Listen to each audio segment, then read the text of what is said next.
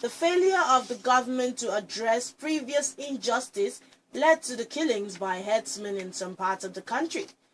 Pastor Bakare, who was the running mate to President Muhammadu Buhari when he lost in 2011, told members of his church during a State of the Nation briefing that Nigeria needs restructuring now more than before. He said the president's failure to give victims of previous attacks a path to reconciliation and hope of a united Nigeria led to reprisal attacks on herdsmen, resulting in a vicious circle of death and destruction. Let's look at this statement. The president's failure to give victims of previous attacks a path to reconciliation. Is it true that it is what is resulting in a vicious cycle of death and destruction? Yes, like we have always maintained, if you don't do your work well, there is room for that same work to come back to you. Like I've always maintained, I keep maintaining that the Nigerian government has not treated this issue with the urgency it requires, with the importance. They have never attached credence to the issue of this, all of these issues we've been having. Like I said, it is not restructuring that is going to solve the problem of herdsmen and farmers clashing. The solution to the problem is somebody need to do his job. If you are the president of the country, do your job. Even if you restructure, are there not still going to be herdsmen among us? Okay. That's the question.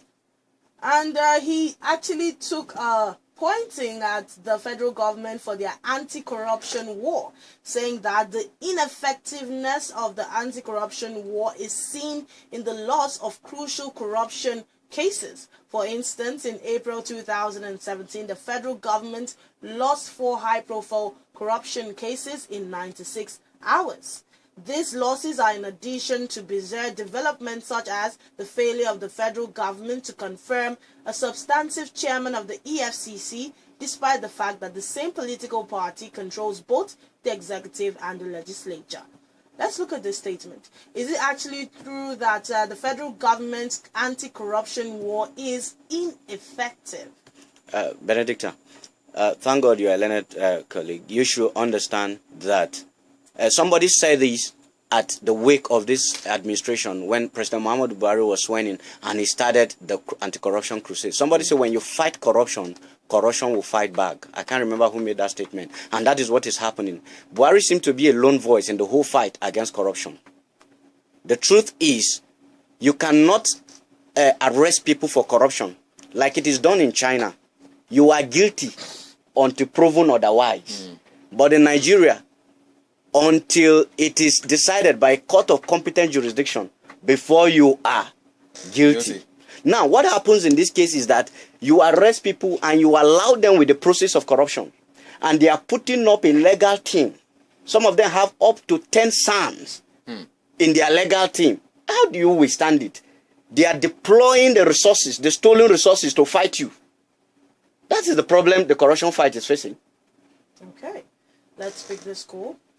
Hello, good morning. Hello, good morning. My name is Michael. I'm calling from Japan. All right, Michael, let's have your take. My problem is talk about this headset. Go ahead. Hello, can you hear me? Yes, go ahead. I can hear you. Yes. First of all, I want to ask God to forgive me for praying for Buhari to become president of Nigeria. That is number one. Number two, I want to ask anybody that I ever fought because of Buhari to become a president of this country. Then what I want to say about this headman is that I always say is, if Buhari wants to be transparent, if Buhari wants to prove to Nigerians that he's innocent about this headman operation, then he should declare these people terrorists so that we'll deal with them the way we want. Because nobody is saying anything about what these people are doing. I'm telling you, I'm regretting voting and praying for Buhari to become a president. If what is it called? These IPOC guys will be declared terrorists. Then I see no reason why headmen that are killing people everywhere will not be declared terrorists. So it's just unfortunate. And I pray that by the grace of God, Buhari will not come back to this shit again. If he has this mind and even planning to come back in the second time, he will not make it.